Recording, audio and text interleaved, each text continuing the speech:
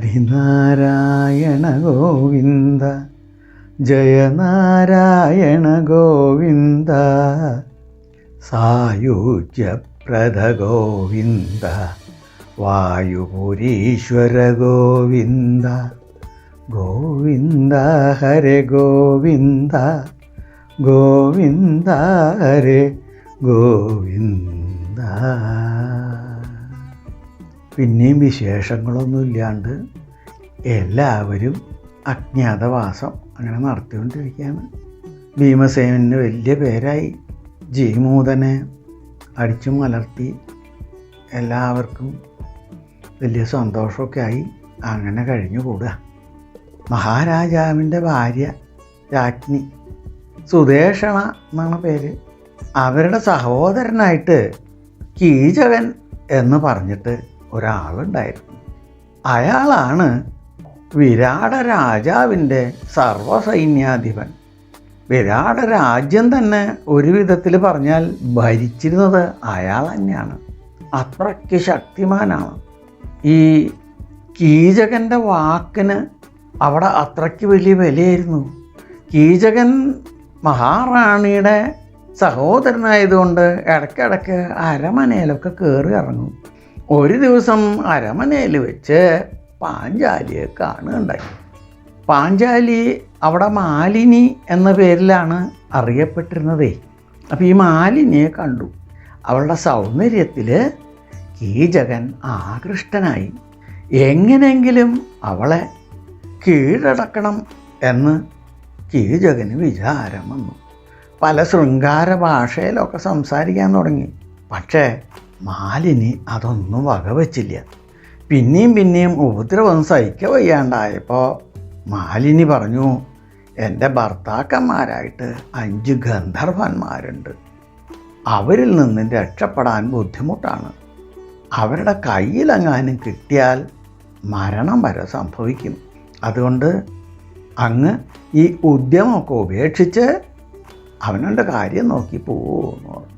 മഹാറാണിക്കാണെങ്കിൽ അതിനോട് വലിയ എതിർപ്പൊന്നുമില്ല. എന്താണെന്ന് വെച്ചാൽ ഇവള് കീചകൻ്റെ പെണ്ണാണ് എന്ന് വന്നാൽ മഹാരാജാവിനെ തിരിഞ്ഞു നോക്കില്ല, പേടിച്ചിട്ട്. അത്രയ്ക്ക് പേടിയാ മഹാരാജാവിന് കീചകനെ.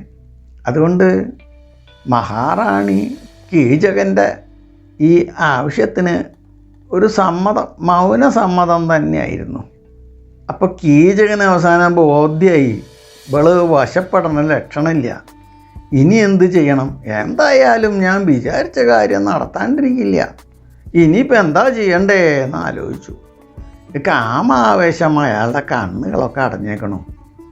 അയാൾ നേരെ തൻ്റെ സഹോദരിയെ സമീപിച്ച്, ഏത് മഹാറാണിയെ സമീപിച്ച്, എനിക്ക് പാഞ്ചാലിയെ വശം വധയാക്കി തരണമെന്ന് പറഞ്ഞു.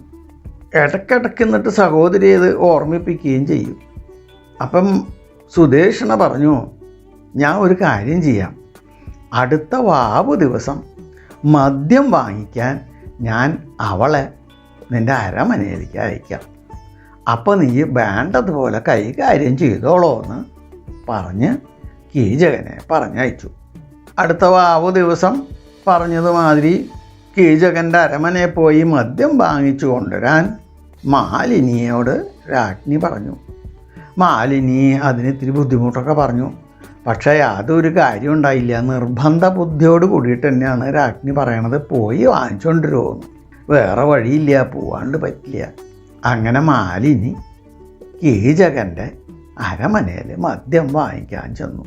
കാമവികാരം കൊണ്ട് ആർത്തനായ കീചകൻ മാലിനിയെ വലിയ ബഹുമാനത്തോട് കൂടിയിട്ടൊക്കെയാണ് വരവേറ്റത്. വരൂ, എൻ്റെ അരമനയിൽ വരൂ, മദ്യം തരാം എന്നൊക്കെ പറഞ്ഞു.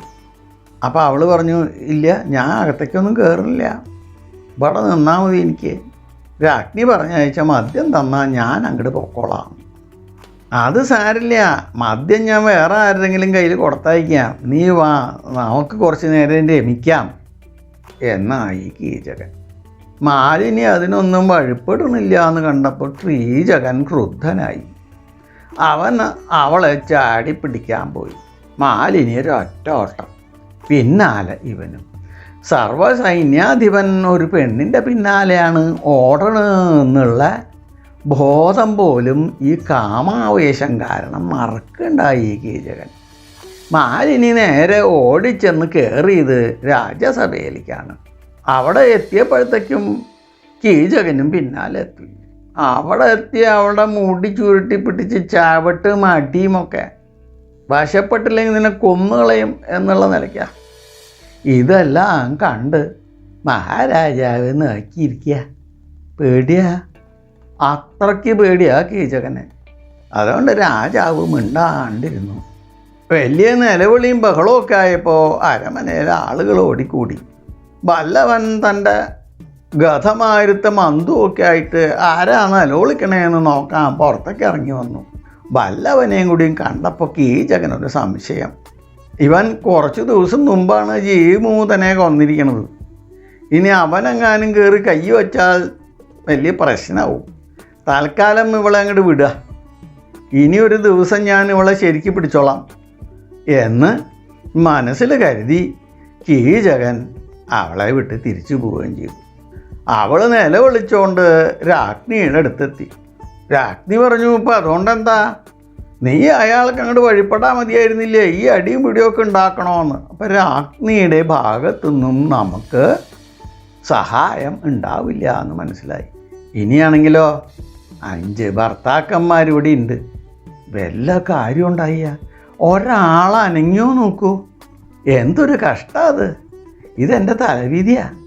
പക്ഷെ പാഞ്ചാലി ഒന്നും ആലോചിച്ചില്ല. ഇത്ര കൊല്ലം കഷ്ടപ്പെട്ട് കാട്ടിൽ കഴിഞ്ഞിട്ട് ഇനി ഈ അജ്ഞാതവാസം കഴിയാൻ 2 മാസം കൂടിയുള്ളൂ.